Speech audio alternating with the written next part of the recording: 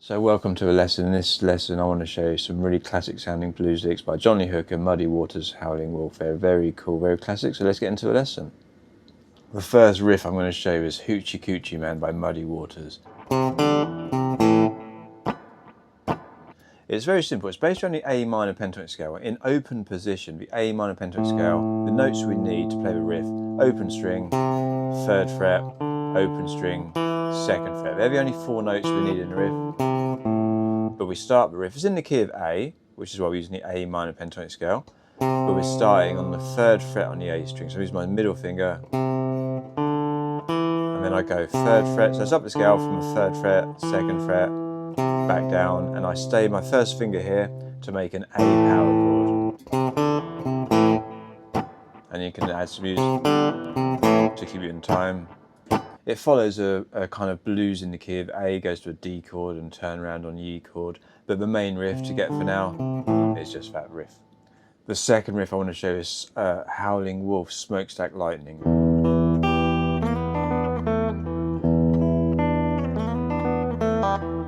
This one's in the key of E, so the E minor pentatonic scale, open position, open string, 3rd fret, open string, 2nd fret, open string, 2nd fret, open string, 2nd fret, open string, 3rd fret, open string, and we can play the 3rd fret as well. And that's the open position of E minor pentatonic scale. You don't need to remember exactly the scale for now to play the riff, but it helps to know where the notes come from. So we're going to play the open string, and then work up. It's just outlining the octave of E, so the open E string, the 2nd fret on the D string, which is the note E, and then this G on top. You can also play this way with hybrid picking, so you pick those last 2 notes together once you get to the 3rd fret. So open string, 2nd fret, then the 2nd fret, and the top note on the 3rd fret together. And then you play. So we change position, slid into the 2nd position, which is a really nice sound. So sliding into the 4th fret to the 3rd fret, back to the 2nd fret, pull off to the open string, and then you can pull off on the open string on the D string. It's from the 2nd fret to the open string. So it's like a question answer. The question is that, and the answer is, and then we go back to our question. And the reason I mentioned the question answer, there's 2 parts to riff. The second part and the answer is the same.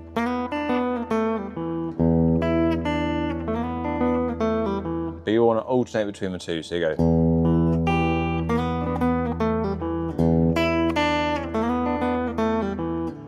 Try and let that low E string ring out as long as possible. Sounds really nice. You can have that.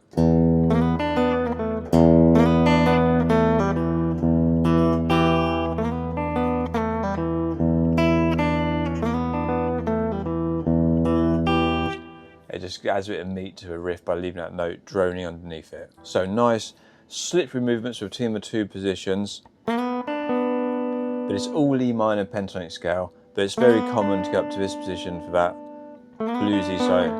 Sounds really nice. But it's all E minor pentatonic scale. Between the 1st and 2nd position, the final riff is Boom Boom by Johnny Hooker. I probably said that terribly in my English accent. Again, in the key of E, and it's using this E minor pentatonic open position, and again sliding notes into the 2nd position. I've left this one till last. It's the hardest one. The notes aren't hard, it's just for speed. He plays it.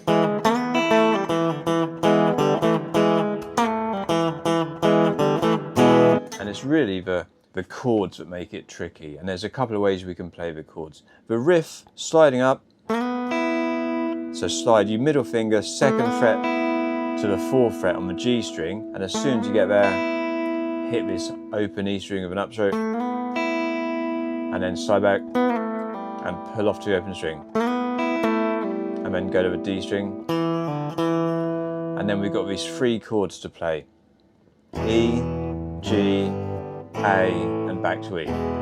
If we play them as full open chords, it can be quite tricky to make them sound nice and smooth. So we can play power chords. We can go, and the G is not a power chord, just playing 1 note, but E is a power chord. Hit the G to the A power chord, and then back to an E. Or we can play, just focus on the middle 2 strings, which gives us enough notes to make it sound right. We have an E chord just playing the 1st and 2nd fret on the G and D string. The open 2 strings, 2nd fret, and then back to that. And you might want to, on the last one, hit the bass part just to, it just sort of sounds meatier and more resolved if we go down to the lower part.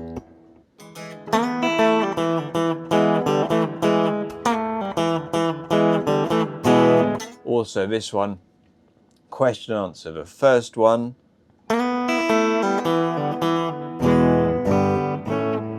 second time, we slide backwards very quickly from the 3rd fret into the same chords. So there's your question, the answer. So that's really playing a blues scale note, the 3rd fret on the G string.